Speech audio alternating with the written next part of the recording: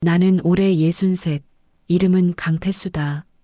서울 변두리에 있는 동네 재활용품 수거장을 관리한 지 벌써 15년째다. 사람들은 이곳을 그냥 폐기물 처리장으로 보지만 나는 여기가 사람 마음을 가장 솔직하게 드러내는 곳이라고 생각한다. 버려진 물건들은 거짓말을 하지 않는다. 누군가의 추억, 누군가의 아픔, 누군가의 비밀이 그대로 담겨 있으니까. 35년 동안 이 일을 하면서 나는 수많은 것들을 봐왔다.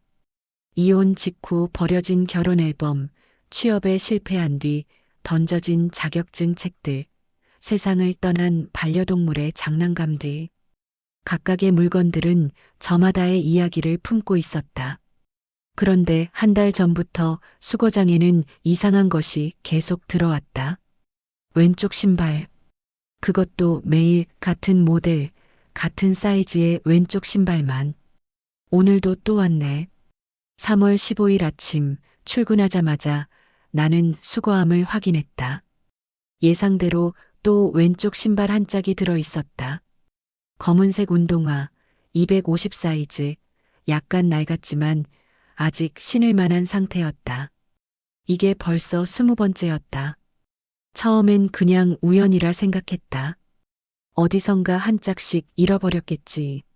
하지만 매일 같은 사이즈, 같은 종류의 신발이 왼쪽만 들어오니까 이건 누군가가 의도적으로 버린다는 확신이 들었다.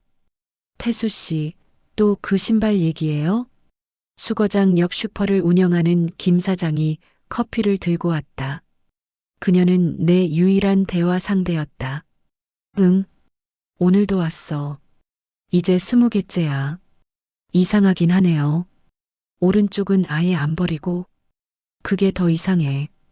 보통은 양쪽 다 버리거나 한쪽만 잃어버려서 나머지 한쪽을 버리는 건데 나는 신발을 들어 자세히 살펴봤다. 깔창이 약간 닳았고 뒤축에 작은 스크래치가 있었다. 누군가 열심히 신었던 흔적이었다. 혹시 누가 장난치는 건 아닐까요? 장난치기엔 너무 성의가 있어. 이 신발들 다 깨끗하게 닦아서 버렸거든. 정말 그랬다.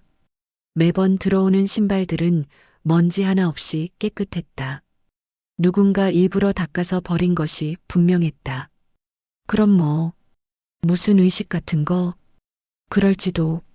아니면 나는 말을 멈췄다. 사실 마음 한편에서는 이게 단순한 장난이 아니라는 걸 알고 있었다. 35년간 이 일을 하면서 터득한 직감 같은 게 있었다. 버려진 물건엔 이유가 있다. 그리고 그 이유는 대부분 슬프다. 나는 그날부터 작은 노트에 기록을 시작했다.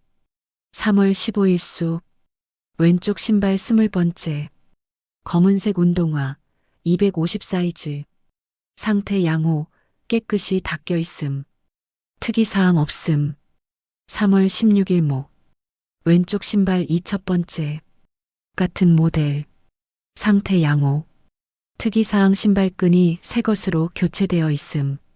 신발끈이 새 것이라는 건 중요한 단서였다. 누군가 이 신발을 계속 관리하고 있다는 뜻이었다. 그런 사람이 왜 하필 왼쪽만 버릴까? 3월 17일 금, 왼쪽 신발 22번째, 같은 모델, 상태 양호, 특이사항 신발 안쪽에 발냄새 제거제 향이 남. 이건 더 이상했다.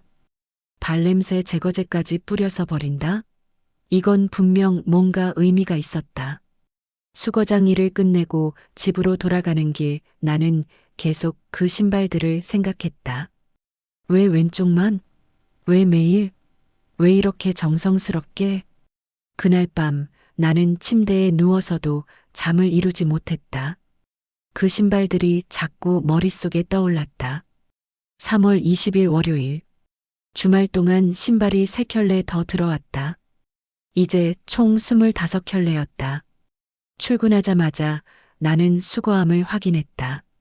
역시나 오늘도 왼쪽 신발 한 짝이 있었다. 그런데 이번엔 뭔가 달랐다.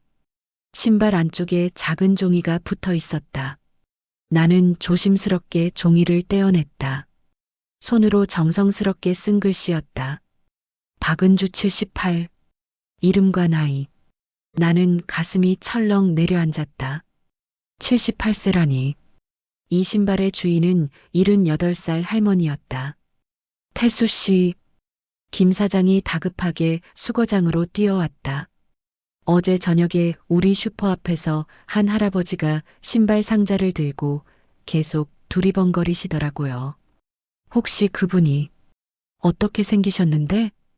글쎄, 70 후반쯤 키가 작으시고 굉장히 조심스럽게 걸으시더라고요. 그리고 계속 신발 상자를 꼭 안고 계셨어요. 나는 직감했다. 그분이 이 신발들을 버린 사람이라고. 혹시 어디로 가셨어요? 잠깐 슈퍼 안에서 물건을 사시다가 그냥 가셨어요. 근데 뭔가 되게 슬퍼 보이시더라고요. 나는 이름표를 다시 들여다봤다. 박은주 78. 이 이름표는 메시지였다. 누군가 나에게, 아니, 이 신발을 발견할 사람에게 전하려는 메시지. 이제 찾아올 거야. 네. 이 신발의 주인이, 아니, 이 신발을 버린 사람이 곧 찾아올 것 같아. 내 예감은 틀리지 않았다. 그날 오후 3시쯤 수거장 문 앞에 한 할아버지가 서 있었다. 키가 작고 마른 체구, 깔끔하게 차려입은 옷, 그리고 손에 든 오른쪽 신발 한 짝. 혹시 이 신발들 여기로 왔나요? 할아버지의 목소리는 떨리고 있었다. 손에 든 신발은 내가 매일 보던 그 왼쪽 신발의 짝이 분명했다. 안으로 들어오시죠.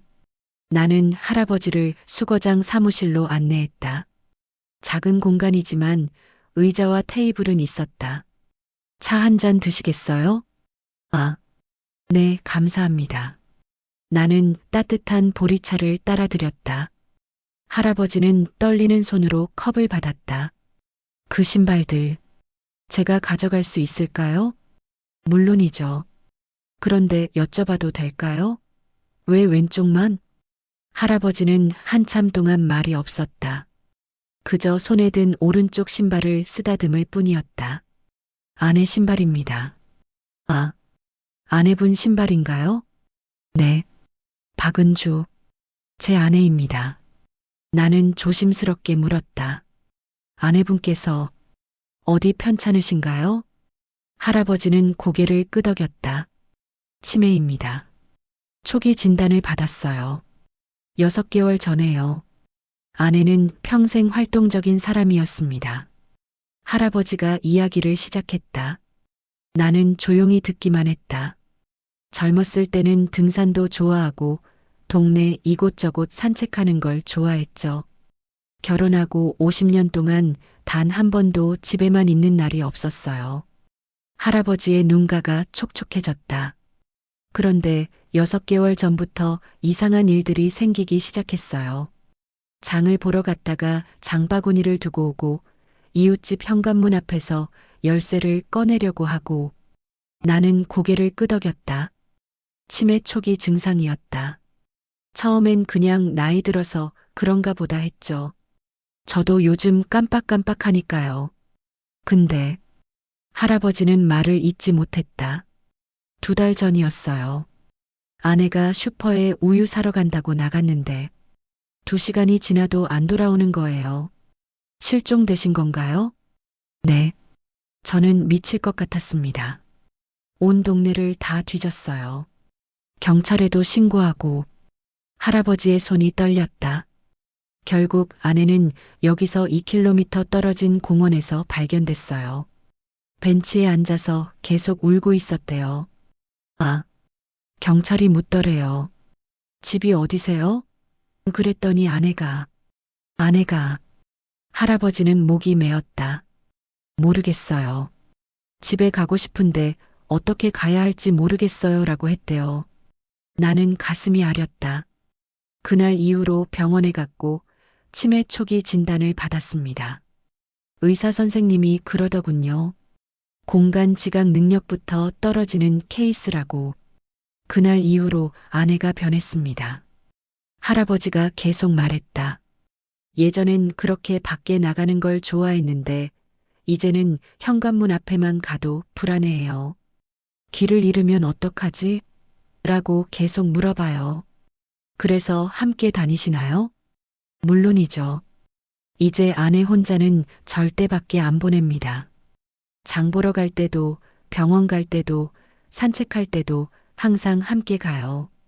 그런데 신발은 그게 한 달 전부터였어요. 할아버지는 오른쪽 신발을 내려다봤다. 어느 날 아내가 갑자기 이렇게 말했어요. 여보, 나 이 신발의 왼쪽이 자꾸 없어져. 없어진다고요? 네. 그래서 제가 찾아봤죠. 온 집안을 다 뒤졌어요. 옷장, 침대 밑, 신발장. 할아버지는 한숨을 쉬었다. 그런데 못 찾았어요. 아예 집안에 없더라고요. 저는 당연히 어디 나갔다가 잃어버린 줄 알았죠. 근데 아니었나요? 다음 날이었어요. 제가 아침에 쓰레기 버리러 나갔는데 현관 앞 복도 구석에 아내 신발 왼쪽 짝이 있는 거예요. 현관 앞에요? 네. 정확히는 비상계단 쪽 구석이었어요. 아무도 안 가는 곳에 슬쩍 놓여 있더라고요. 나는 점점 이야기가 이해되기 시작했다. 처음엔 그냥 착각인 줄 알았어요. 아내가 밤중에 헷갈려서 거기 뒀나 보다 하고. 그런데 계속됐나요? 네. 일주일에 한두 번씩 왼쪽 신발이 사라졌어요. 그리고 항상 같은 장소, 비상계단 구석에서 발견됐죠. 할아버지는 차를 한 모금 마셨다. 그러던 어느 날 새벽에 잠이 깨서 화장실 가려고 일어났는데 아내가 없는 거예요. 설마. 현관으로 나가보니까 아내가 비상계단 앞에 서 있더라고요. 손에 왼쪽 신발을 들고 제가 놀라서 여보, 뭐해? 라고 물었죠. 할아버지의 목소리가 더 떨렸다. 그랬더니 아내가 저를 보더니 울기 시작했어요. 미안해, 여보. 나 이상해졌나 봐라고. 아내가 말했어요. 나 요즘 자꾸 신발을 숨기게 돼. 왼쪽 짝을. 그래서 제가 물었죠. 왜 숨기는데? 할아버지는 눈물을 닦았다. 아내가 그러더군요. 신발이 한 짝만 있으면 밖에 못 나가잖아. 그럼 길을 잃을 일도 없잖아. 나는 할 말을 잃었다. 알고 계셨어요? 아내가 스스로 신발을 숨기고 있었다는 걸? 아니요. 그때 처음 알았죠. 할아버지가 계속 말했다. 아내는 밤에 잠을 못 자요. 자꾸 걱정이 되는 거예요. 내일 또 길을 잃으면 어떡하지? 이번엔 더 멀리 가서 못 찾으면 어떡하지? 그래서 스스로 신발을 숨긴 거예요. 일종의 자기 보호 방식이었던 거죠. 나는 가슴이 먹먹했다. 그런데 문제는 치매 때문에 자기가 어디에 숨겼는지 잊어버린다는 거였어요. 그래서 다음 날 되면 신발이 없어졌다고 생각하는 거죠. 그럼 네, 매일 새로운 신발을 숨기는 거예요. 어제 숨긴 걸 잊어버리고. 할아버지는 깊은 한숨을 쉬었다. 처음엔 집 안 여기저기에 숨겼어요. 옷장, 침대 밑, 베란다. 그런데 며칠 전 아내가 제게 부탁을 했어요. 할아버지의 목소리가 더욱 떨렸다. 여보, 내가 왼쪽 신발 숨기는 거 이제 집 안에 숨기지 말고 밖에 버려줄 수 있어? 밖에요? 네. 처음엔 무슨 말인지 이해를 못했어요. 그래서 물었죠. 왜 버려야 해? 할아버지는 잠시 말을 멈췄다가 천천히 이어갔다. 아내가 그러더군요. 집 안 어딘가에 숨긴 걸 잊어버리는 게 너무 힘들어. 찾으려고 하면 머리가 아파. 그런데 아예 밖에 버리면. 그럼 나는 확실히 알 수 있잖아. 아, 내가 밖에 나가면 안 되는 사람이구나 하고. 나는 숨이 막혔다. 그게 무슨 치매에 걸린 자신을 받아들이는 방식이었던 거예요. 할아버지가 눈물을 흘리며 말했다. 아내는 자기가 변해가고 있다는 걸 알아요. 기억이 점점 사라지고 길을 잃고 사람들 이름을 잊어버리는 것도 알아요. 그런데 그게 너무 무서운 거예요. 그래서 아내가 선택한 방법이 스스로 밖에 나가지 않는 사람이 되는 거였어요.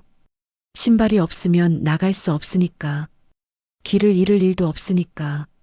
할아버지는 오른쪽 신발을 꼭 끌어안았다. 저는 차마 거절할 수가 없었어요. 아내가 그렇게까지 두려워하는데. 그래서 매일 아침 아내가 내놓은 왼쪽 신발을 가지고 나와서 여기 수거함에 버렸어요. 아내가 보는 앞에서요. 할아버지의 목소리가 더 작아졌다.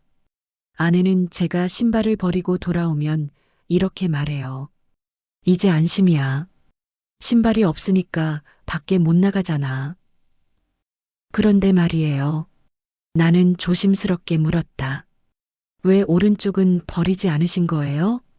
할아버지는 오른쪽 신발을 내려다봤다. 오른쪽은 제가 가지고 있고 싶었어요. 왜요?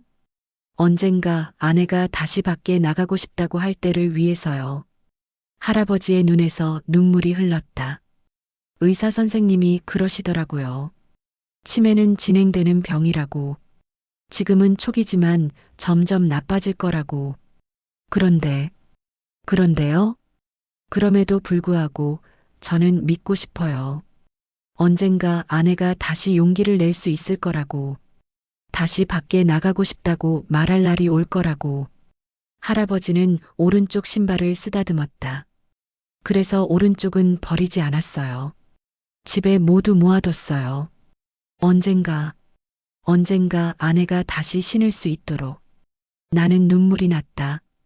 그게 20켤레예요? 네. 한 달 동안 20켤레를 버렸어요. 매일은 아니고 아내가 불안해할 때만요.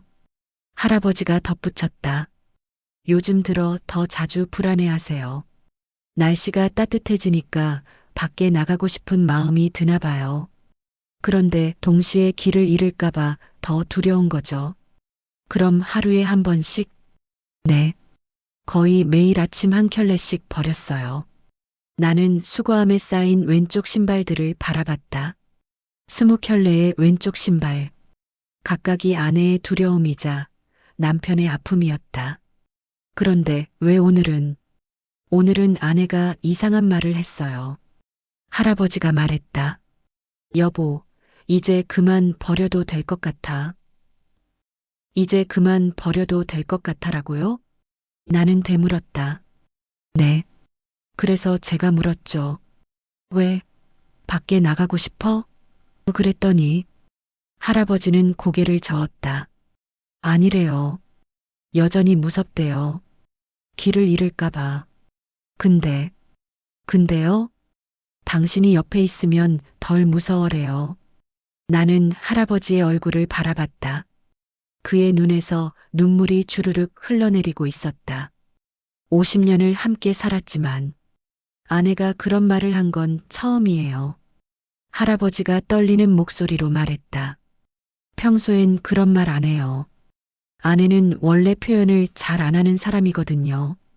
그런데 오늘 아침에 갑자기 아내분이 마음을 여신 거 아닐까요? 그런가요? 네.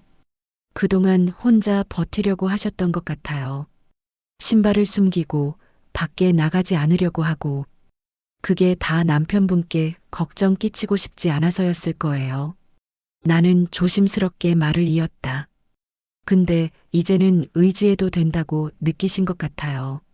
남편분이 계속 옆에 있어 주시니까. 할아버지는 한참 동안 말이 없었다. 저는 당연한 일을 했을 뿐인데. 아니에요. 나는 고개를 저었다. 당연한 일이 아니에요. 매일 아침 아내분의 두려움을 함께 감당하시고 신발을 버리러 오시고 그러면서도 오른쪽 신발은 간직하시잖아요. 그게 얼마나 대단한 사랑인데요.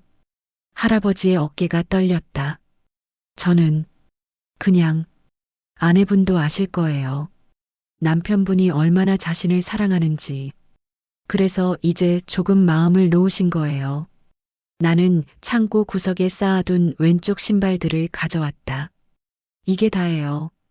20켤레. 할아버지는 신발들을 하나하나 보며 또 눈물을 흘렸다. 이걸 다 제가 버렸구나. 이 신발들 어떻게 하시겠어요? 나는 조심스럽게 물었다. 할아버지는 한참 생각하더니 말했다. 가져가도 될까요? 물론이죠.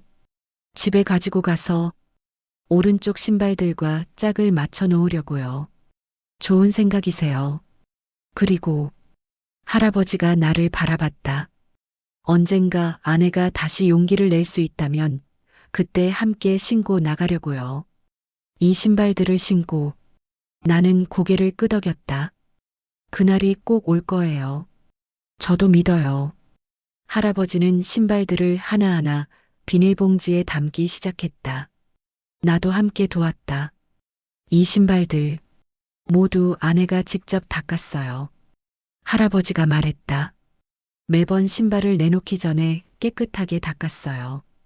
제가 말렸는데도 그래야 한다고 했어요. 왜요? 버려지는 물건도 깨끗해야 한다고 하더라고요.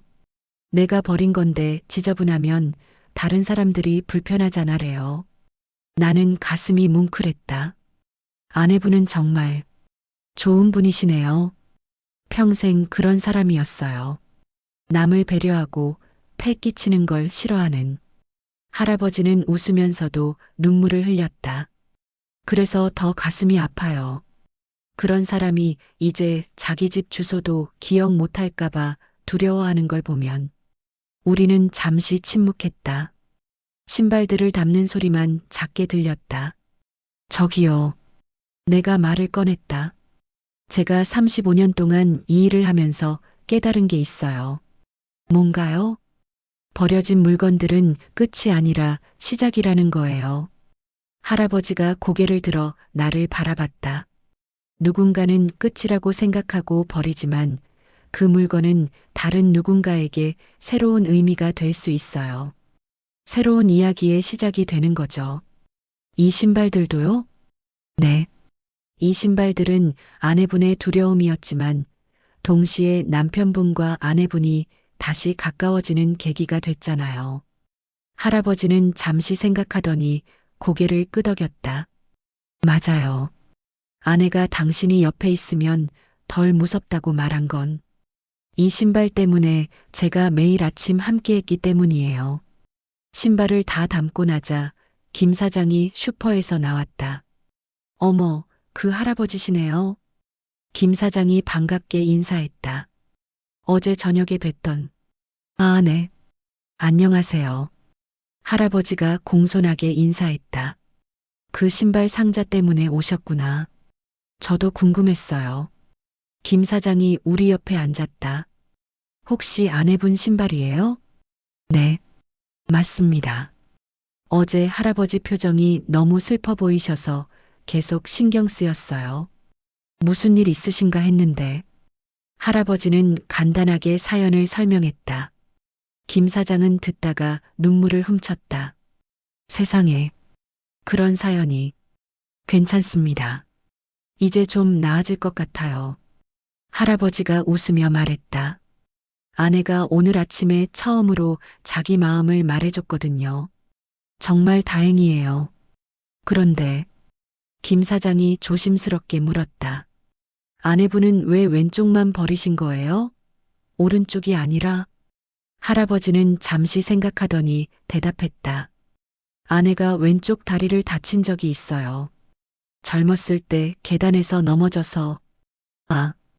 그래서 항상 왼쪽 신발이 먼저 달았어요. 왼쪽 다리에 힘을 더 주니까요. 할아버지는 왼쪽 신발 하나를 들어 보였다. 이 신발들도 보세요. 왼쪽이 조금 더 달았죠? 아내는 그걸 알아요. 그래서 왼쪽을 버린 거예요. 왜요? 오른쪽보다 왼쪽이 자기한테 더 중요하니까요. 더 중요한 걸 버림으로써 정말로 밖에 나갈 수 없게 만들려던 거죠. 나는 또 한 번 가슴이 먹먹해졌다. 아내분, 정말 많이 힘드셨겠어요. 그래서 오늘은 집에 가서 꼭 말해줘야겠어요. 할아버지가 결연한 표정으로 말했다. 할아버지는 신발 봉지를 들고 일어섰다. 정말 감사합니다. 이렇게 잘 보관해 주셔서. 아니에요. 당연한 일이죠. 그리고 할아버지가 주머니에서 작은 봉투를 꺼냈다. 이건 제 마음입니다. 받아주세요. 아니에요. 그럴 필요 없어요. 내가 손을 저었지만 할아버지는 고집스럽게 봉투를 내 손에 쥐어줬다. 부탁입니다. 당신이 이 신발들을 소중히 여겨준 덕분에 저도 용기를 얻었어요. 용기요? 네. 당신이 이 신발들의 의미를 알아봐줬잖아요. 그저 쓰레기가 아니라 누군가의 이야기라는 걸요. 할아버지는 깊이 고개를 숙였다. 덕분에 저도 깨달았어요. 이 신발들이 끝이 아니라 시작이 될 수 있다는 걸요. 김 사장도 눈물을 훔치며 할아버지를 배웅했다. 할머니께 안부 전해주세요. 저도 응원할게요. 감사합니다. 할아버지는 신발 봉지를 양손에 들고 천천히 걸어갔다. 그의 뒷모습은 무거워 보였지만 어딘지 모르게 희망이 느껴졌다. 할아버지가 떠난 후 나는 봉투를 열어봤다. 안에는 약간의 돈과 함께 편지가 들어 있었다. 수거장을 관리하시는 분께 저는 이름도 모르는 당신에게 감사를 전하고 싶습니다.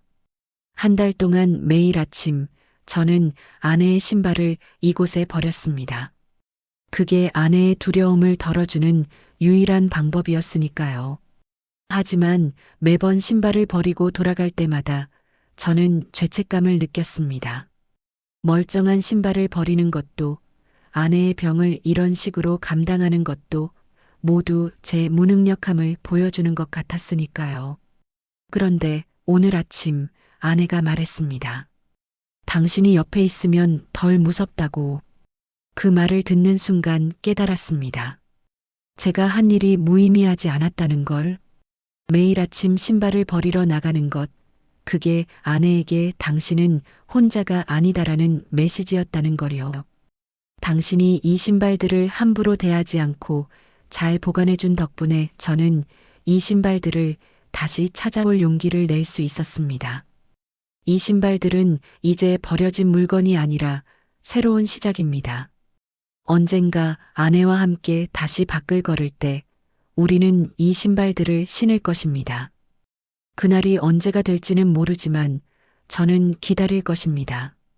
당신이 이 신발들을 기다려준 것처럼요. 감사합니다. 박민수 올림. 나는 편지를 읽고 또 읽었다. 눈물이 났다. 김 사장도 옆에서 같이 읽더니 코를 훌쩍였다. 태수 씨, 우리가 정말 좋은 일 한 거 맞죠? 응. 우리가 한 건 아무것도 없지만. 그래도 아니에요. 우리가 했어요. 김 사장이 내 어깨를 두드렸다. 그 할아버지 말대로 우리가 이 신발들을 소중히 여겨줬잖아요. 그게 큰일이에요. 일주일이 지났다. 그동안 왼쪽 신발은 더 이상 들어오지 않았다. 수거장은 다시 평범한 일상으로 돌아갔다. 하지만 나는 매일 아침 수거함을 확인할 때마다 그 할아버지 부부를 생각했다.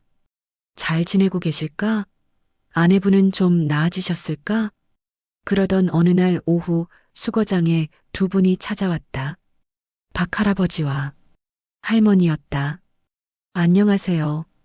할아버지가 밝게 인사했다. 아, 어서 오세요. 나는 깜짝 놀라 일어났다. 이분이 제 아내 박은주입니다. 할머니는 수줍게 고개를 숙여 인사했다. 작고 마른 체구의 단정한 옷차림이었다. 안녕하세요, 할머니. 안녕하세요. 제 신발 때문에 폐를 끼쳤다고 들었어요. 할머니의 목소리는 떨렸지만 눈빛은 맑았다. 아니에요, 전혀요. 오히려 제가 좋은 이야기를 알게 돼서 영광이었어요. 정말 감사합니다. 할머니가 깊이 고개를 숙였다. 그런데 오늘은 무슨 일로? 아내가 꼭 오고 싶다고 했어요. 할아버지가 웃으며 말했다. 고마움을 전하고 싶다고요. 아니에요. 제가 한 건 없는데요. 아니에요. 할머니가 조심스럽게 말했다. 남편한테 들었어요. 제 신발들을 잘 보관해 주셨다고. 그게 남편이 다시 찾아올 용기를 냈다고. 할머니의 눈에 눈물이 고였다. 저는 제가 이상해지는 게 너무 무서웠어요. 길을 잃는 것도, 사람들 이름을 잊어버리는 것도. 그래서 아예 밖에 안 나가면 되겠다고 생각했어요. 근데 남편이 매일 아침 제 신발을 버리러 나갈 때마다 미안하고 고마웠어요. 이 사람은 나를 절대 혼자 두지 않겠구나 하는 생각이 들었어요. 할머니는 손수건으로 눈물을 닦았다. 그래서 오늘은 제가 직접 밖에 나와보고 싶었어요. 무섭지만 남편이 옆에 있으니까 괜찮을 것 같아서요. 나는 가슴이 뭉클했다. 잘 오셨어요. 정말 잘 오셨어요. 그리고요. 할아버지가 가방에서 신발 한 켤레를 꺼냈다. 검은색 운동화. 내가 한 달 동안 매일 봤던 그 신발이었다. 하지만 이번엔 왼쪽과 오른쪽이 모두 있었다. 이거 보세요. 짝을 맞췄어요. 할아버지가 자랑스럽게 말했다. 집에 가져간 20켤레 중에서 가장 상태가 좋은 걸로 골랐어요. 그리고 오늘 아내가 이걸 신고 나왔어요. 나는 할머니의 발을 보았다.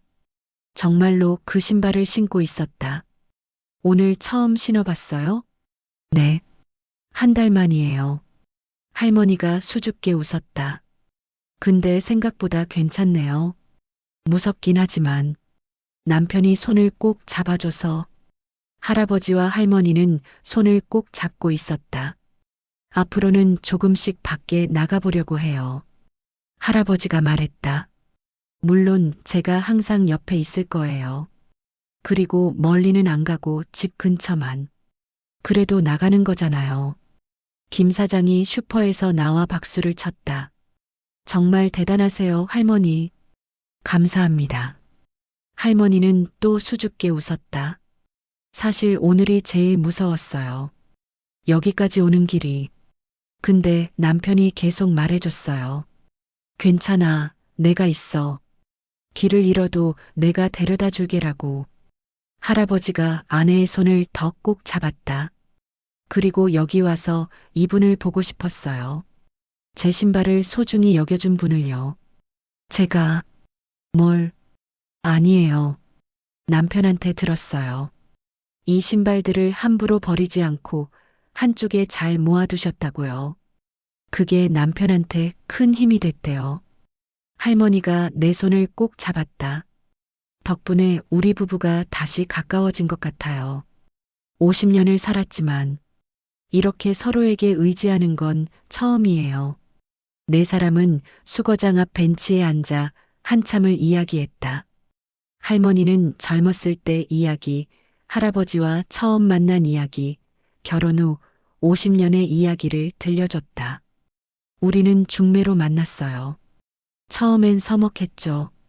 할머니가 웃으며 말했다. 근데 이 사람이 착했어요. 착하고 성실하고. 그래서 결혼했죠. 나도 마찬가지였어요.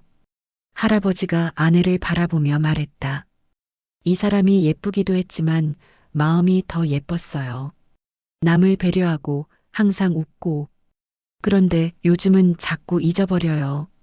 할머니가 슬프게 말했다. 어제 있었던 일도 방금 들었던 말도 그게 제일 무서워요. 괜찮아요. 내가 말했다. 잊어버리는 건 무섭지만 중요한 건 지금 이 순간이에요. 지금 할머니는 여기 계시고 할아버지 손을 잡고 계시잖아요. 맞아요. 김 사장도 거들었다. 그리고 오늘 할머니가 용기 내서 밖에 나온 것, 그것만으로도 대단한 거예요. 할머니는 눈물을 흘렸다. 하지만 이번엔 슬픈 눈물이 아니라 고마운 눈물이었다. 여러분, 정말 감사해요. 제가 이상한 사람이라고 생각할 줄 알았는데, 아니에요. 나는 고개를 저었다. 할머니는 이상한 게 아니에요. 그저 두려운 거죠. 누구나 그럴 수 있어요. 맞아요. 할아버지가 아내의 어깨를 감싸 안았다. 당신은 이상한 게 아니야. 그저 조금 힘든 시기를 겪고 있을 뿐이야. 그리고 나는 항상 옆에 있을 거야. 할머니는 남편의 품에 안겨 한참을 울었다. 우리는 조용히 지켜봤다. 50년 부부의 사랑이 이렇게 아름다울 수 있다는 것을 느끼면서 1시간쯤 지나서 할아버지 부부는 일어섰다. 이제 돌아가야 할 것 같아요. 아내가 피곤해 할까봐. 네, 조심히 가세요. 다음에 또 올게요.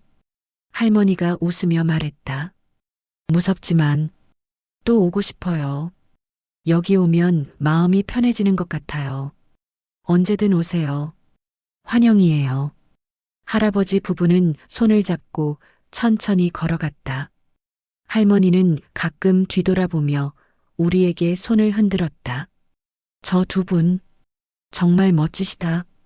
김 사장이 말했다. 그러게, 저렇게 사랑하며 늙어가는 것, 쉬운 일이 아닌데. 태수 씨는 결혼 안 하세요? 글쎄, 이제 와서. 나는 웃었다. 난 이 일이 좋아. 여기서 사람들의 이야기를 보는 게. 그래도 외롭지 않으세요? 외롭진 않아. 여기 매일 새로운 이야기가 들어오는 걸. 정말 그랬다. 이 수거장에는 매일 누군가의 이야기가 들어왔다. 버려진 연애편지, 읽다가 만 일기장, 낡은 사진들. 각각이 저마다의 이야기를 품고 있었다. 이 이야기는 실제 수거장에서 발견된 신발들에서 영감을 받았습니다. 우리가 버리는 물건들은 단순한 쓰레기가 아닙니다. 각각은 누군가의 이야기이며 누군가의 삶의 한 조각입니다. 치매는 많은 가족들에게 고통을 줍니다.